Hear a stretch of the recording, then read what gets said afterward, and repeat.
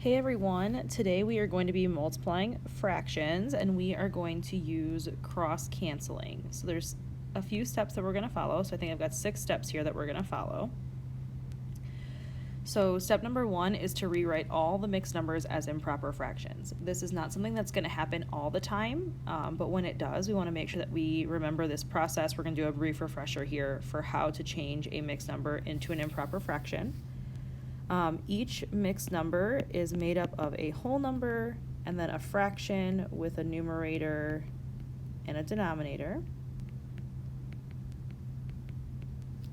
To start changing a mixed number to an improper fraction, the first thing you're going to do is multiply. So I'm going to put a little multiplication symbol here. The whole number by the denominator. So it's going to be 4 times 5, which is 20. Then you're going to add the numerator, so 20 plus 3 is 23. And then you're going to take that numerator, so that new number, 23, and then we're going to put that over the old denominator. So your new fraction is going to be 23 over 5. So basically what this means is that 4 3/5 is the same as 23 over 5. And again, this is not something that's going to happen every time. You're not going to have to do it every single problem, but it's something that is going to come up as we do some of these questions. That's step 1. So if that happens in your problem, you're going to do this first. Step 2 is you're going to rewrite all your whole numbers with a denominator of 1. So if you have a whole number in your problem, you're going to put a fraction bar underneath it and draw a 1 on the bottom. Step 3 is going to be the new step that we're going to do today. We're going to add this cross-canceling idea. So for cross-canceling, we're going to need our multiplication chart, or you're going to need to be really, really good at recognizing greatest common factors. So we're going to be using greatest common factors or common factors to cancel within our fractions, and then we're going to do our basic fraction multiplication. So multiply across the top, multiply across the bottom, and then we're going to do a quick double check and make sure that we can't simplify any further. So I'm going to do a couple of each type of problem, and then you guys can practice the rest. So the first 2 problems here are a fraction times a whole number. So the first thing I'm going to do is I'm going to write a fraction bar and then put a 1 underneath the 21 to make it a whole number. Now I'm going to look at the numbers that are across from each other in separate fractions, 1 on top, 1 on the bottom. So if I look at 5 and 1, for example, 5 and 1 do not have anything in common, so they're going to stay the same. But if I look at 6 and 21, those 2 things do have something in common. 6 and 21 have a 3 in common. So I'm actually going to cross out the 6 and say, well, 6 divided by 3 is 2. So when I cross this out, that's my cross-canceling. I'm crossing it out and canceling out the 3, and 6 divided by 3 is 2. Then I'm going to cross out the 21. 21 divided by 3 is 7. Once I've completed my cross-canceling and I'm confident that all of my cross-canceling is done, I'm going to rewrite what I'm multiplying. So I've got 5 times 7 on top, and I've got 2 times 1 on the bottom. Now 5 and 7 on top and 2 and 1 on the bottom, there's nothing that goes into them that can make these numbers any simpler. I can't simplify any further. That's how I know that I'm ready to multiply. So 5 times 7 is 35, and 2 times 1 is 2, so my answer is 35 over 2. And I'm going to leave this one for you to try. For number 3, you'll notice that there are no mixed numbers and there are no whole numbers, so we are just going to go straight to our cross-canceling. So if I look at 7 and 21, those can be cross-canceled. 7 and 21 have a 7 in common. So I'm going to cross out the 7. 7 divided by 7 is 1. 21 divided by 7 is 3. If I look at my other 2, 10 and 4, those have a 2 in common. So 10 divided by 2 is 5, and 4 divided by 2 is 2. Now that I'm confident that all of my values are as simple as they can possibly be, I'm going to do my rewrite, so 1 times 2 on top, and 5 times 3 on the bottom. So 1 times 2 is 2, 5 times 3 is 15, and that's my final answer. For number 4, when I do my cross-canceling, the only ones that can be cross-canceled are the 2 4s, because 1 and 5 are already as simple as they can possibly be. So I don't want to show any more work than is necessary.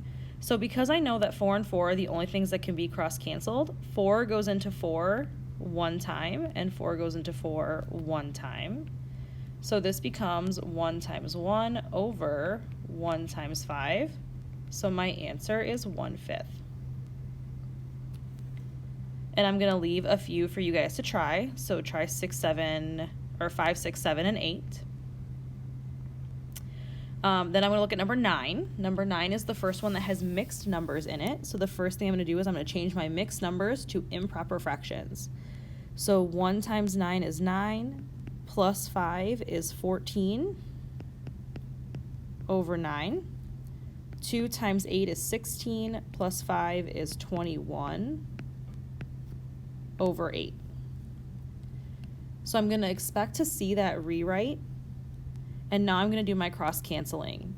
So 14 and 8 go together, and for 14 and 8, I can cancel out a 2, so 14 divided by 2 is 7, 8 divided by 2 is 4. For 21 and 9, they have a 3 in common, so 9 divided by 3 is 3, 21 divided by 3 is 7. And I'm going to rewrite what I've got left. So 7 times 7 and 3 times 4 on the bottom. 7 and 3 and 7 and 4 have nothing else in common, so I can go ahead and multiply. 7 times 7 is 49. Sorry, that was the bell. And 3 times 4 is 12. And that is my final answer. You do not have to do anything to your final answers in these problems. If they come out as an improper fraction, you can leave them that way.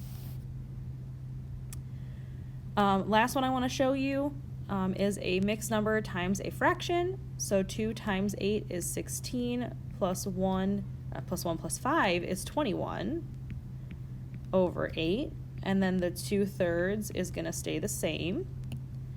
Now 21 and 3 have something in common, and then 8 and 2 also have something in common. So I'm going to do cross-canceling for both. 3 goes into 3 1 time, and 21 divided by 3 is 7. 2 goes into 2 1 time, and 2 goes into 8 4 times. I'm confident that all of my simplifying is done, so I got 7 times 1 on top and 4 times 1 on the bottom. So 7 times 1 is 7, and 4 times 1 is 4. So I've done some examples with mixed numbers. I've done some examples with...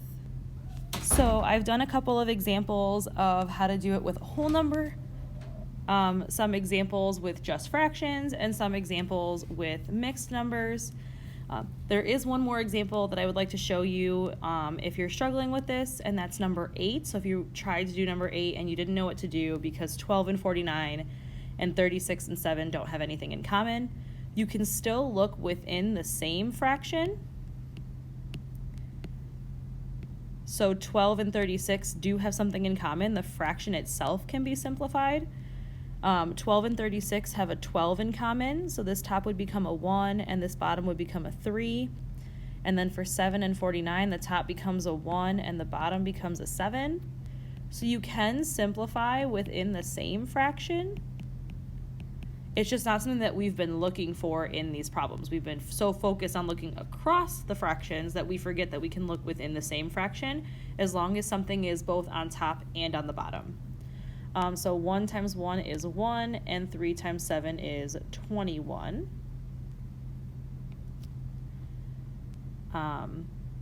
So if you're struggling with this question or you don't quite understand because the cross-canceling doesn't exactly work, you can simplify within the same fraction.